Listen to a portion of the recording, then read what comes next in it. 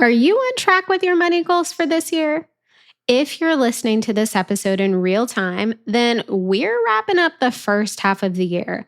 And what better time to assess your goal progress, acknowledge what is and isn't working, and reset your money goals for the rest of the year? Seriously, there's no better time than mid-year. Failing to take the time to assess your annual goal progress before the year ends can result in you not achieving your goal. I mean, wouldn't it be worth a little time to assess and finish the year off strong? Of course it would. In this episode, I'm sharing 5 ways to reset your money goals to get you through year end, feeling as accomplished as possible. You may not hit each and every goal you've set, but I have no doubt serious progress will be made. Hey there, I'm Raya Reeves, and over a decade ago, I turned my life around through budgeting. I went from being an overspender deep in credit card debt to being the founder and full-time money coach of City Girl Savings. Now, I help women work towards their dream life and tap into their financial power one budget at a time. I fully believe you can live a life you love with a budget, and I'm living proof. The weekly City Girl Savings podcast focuses on the intersection of money and the City Girl lifestyle. Join me every week along with some special guests as I share my experiences, advice, and guidance on navigating life and money as an experience-loving millennial. So let's get into the 5 ways to reset your money goals for the rest of the year. First, review your original goals with compassion and honesty. Okay, so let's start with this first step, reviewing your original goals with compassion, with honesty, and with grace. It is so easy to beat yourself up if you're not where you thought you'd be by now. But let me remind you of something. Life be lifing. I have learned this the hard way, but you don't have to.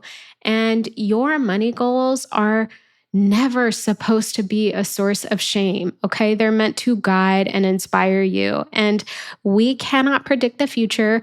Trust me, Virgo me has tried many a times to plan for everything, and my plans have gone to crap, okay? So sometimes things come up that we don't plan for, we don't account for, we don't even see coming because life be lifing, okay?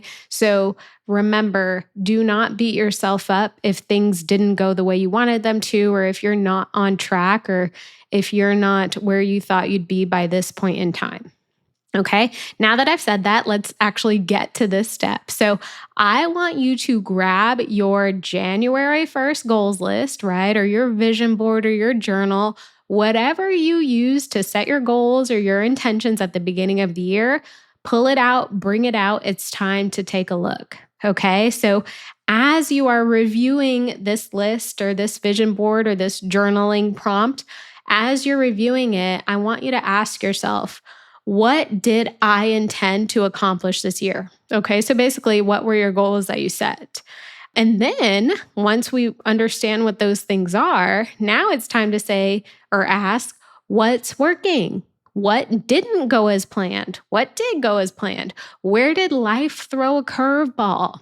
The key here is to look at your progress through a lens of data and not judgment, okay? We just want to state the facts. What happened? What didn't happen? What worked? What didn't work? Am I on track? Am I not on track? Okay, so data, not judgment. And maybe you didn't hit your savings goal because you changed jobs or you got laid off or this crazy administration impacted your finances. Like, who knows, right? Maybe it was a medical expense, or maybe you just didn't know where to start, so you didn't even take action, okay? It is what it is, right? Use that information to reset whatever got you off track or whatever derailed your plans for reaching your goals. It's time to reset. So, step 1, what goals did you set this year? And step 2 is kind of taking that extra step to see if you're actually on track with those goals. So moving on to the next way to reset your money goals for the rest of the year, I want you to reconnect with the why behind your goals. Now, anytime I talk about goal setting, I'm always reminding people to remember their why. And the reason for that is because this why, your why, whatever the why is what will keep you focused.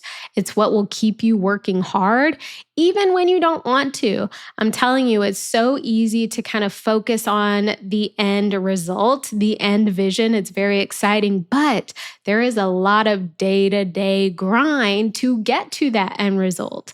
And having that why behind your goals or behind the things you want to accomplish, that why will help keep you focused and working hard during that day-to-day grind when stuff gets tough.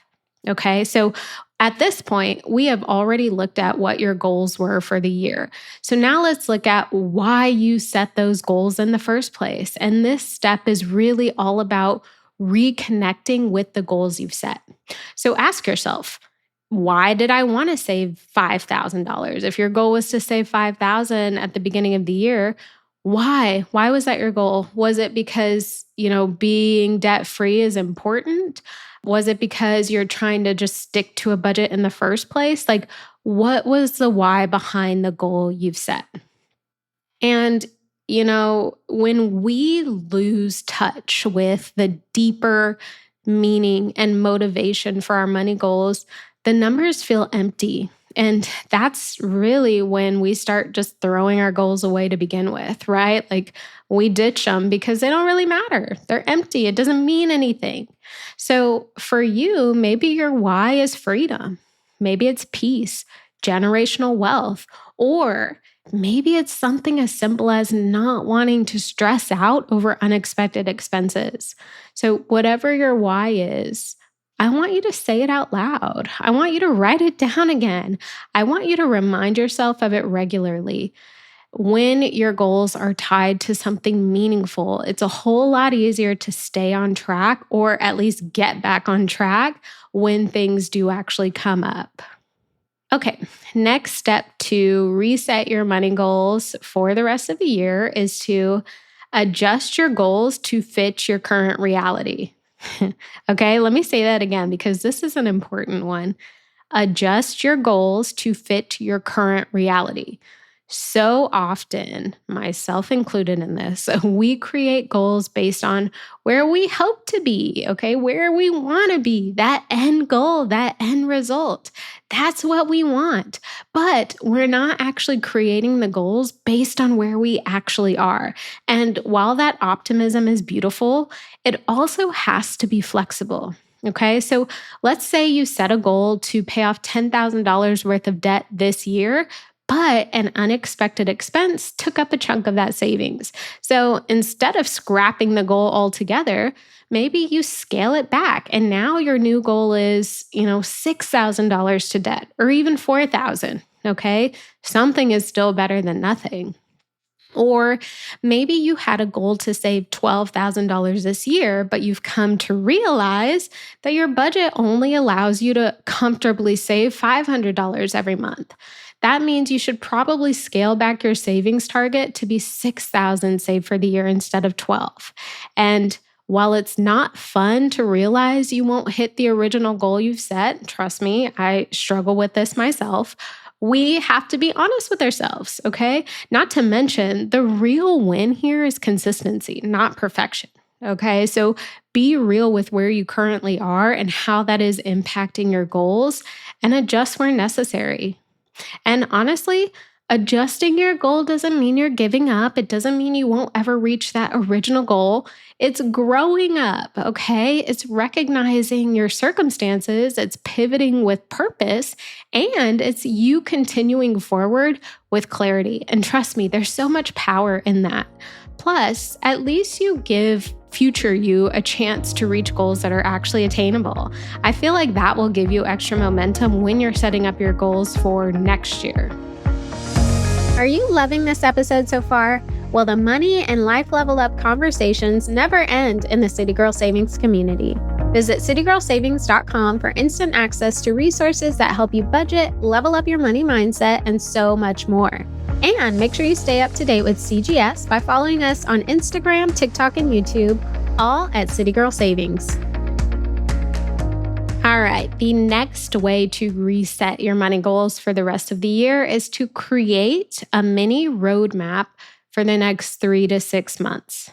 So once you've adjusted your goals, it's really time to create that game plan to help you reach those goals over the next 3 to 6 months. So instead of trying to tackle your entire annual plan, just focus on what you can control from now until year end.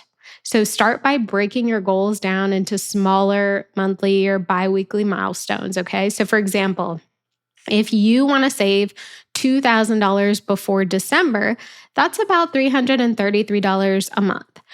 Break it down even further. That's about $166 every 2 weeks. That sounds much more doable, right? Like saving 166, even though it's every 2 weeks, sounds easier than saving 333 per month. Okay. So it's much more doable this way. And it's way less overwhelming than trying to figure out how to save the full $2,000. Right now, we have an actual game plan that's doable within our budget. And bonus points if you create your next month's budget with these adjusted amounts in mind. Okay. I think a part of your game plan or your mini roadmap should be reviewing your progress along the way as well. So, yes, we are doing like a mid-year reset, but you can keep tabs on your goal through the rest of the year. So, put reminders in your calendar, make a visual if that's going to help you stay motivated.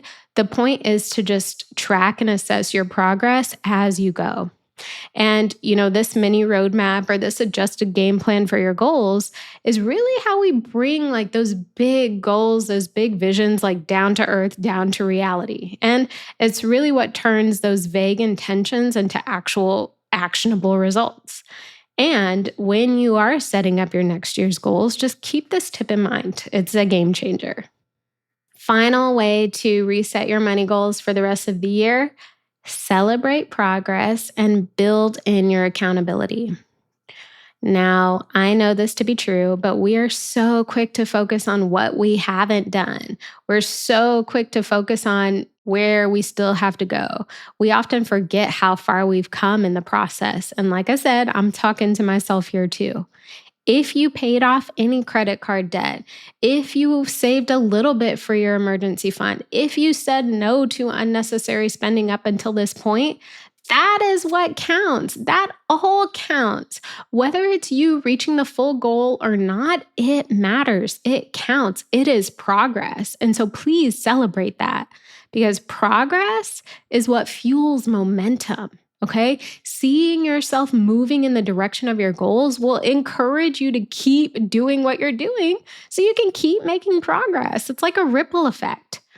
And in addition to celebrating your progress, I want you to talk about accountability. Like, bring people into your world, your spectrum as it relates to your goals, because accountability is a game changer. When you are struggling to stay consistent with your goals, accountability can be that thing that sparks you to make that change, right? And accountability can look different for everyone. Maybe it's a finance coach. Maybe it's your friend. Maybe it's your partner. Maybe it's just a tracking system and you're holding yourself accountable, right? But the goal is to have something in place to keep you focused and encouraged. So for me, I personally do monthly money and goal check-ins with myself, but I also talk to my fiance and my brother regularly about the goals I'm working on.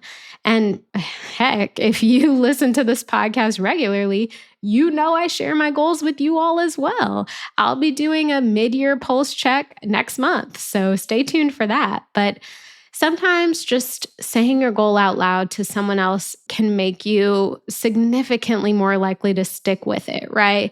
I don't know about you, but I value being a person who does what they say they're going to do. So if I share my goals with you, I really am doing everything in my power to make those goals a reality. But like I said, life be lifing. Sometimes things don't always work out as we plan, but that's okay. Do whatever you can to hold yourself accountable or have other people hold you accountable so you can at least make progress. Now, I do want you to remember that the point of a mid-year goal reset is not to finish the year off perfectly, okay? It's to finish the year off intentionally. If things in the first half of the year didn't go according to plan, it does not mean you can't course correct for the second half of the year. So use this midway point as a time to reflect, assess, and really reset and get back on track. And now adding a little bit more to that. If during your mid-year goal reset, you realize that your goals need to be changed for the rest of the year, that does not mean you failed, okay? It means you're committed to finishing strong. And that's a good thing. Some progress is better than no progress. Do not throw your goals out the window just because you're not on track. Reset, get back on track based on the data we have now.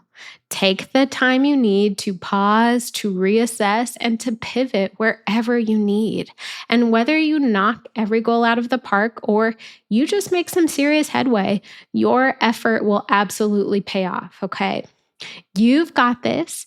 And if you need help mapping out your financial plan for the rest of the year, I want you to know you know where to find me. Just request a call with me. Shoot me a DM on Instagram. If you're in the Facebook group, shoot me a message. I am here to help and support.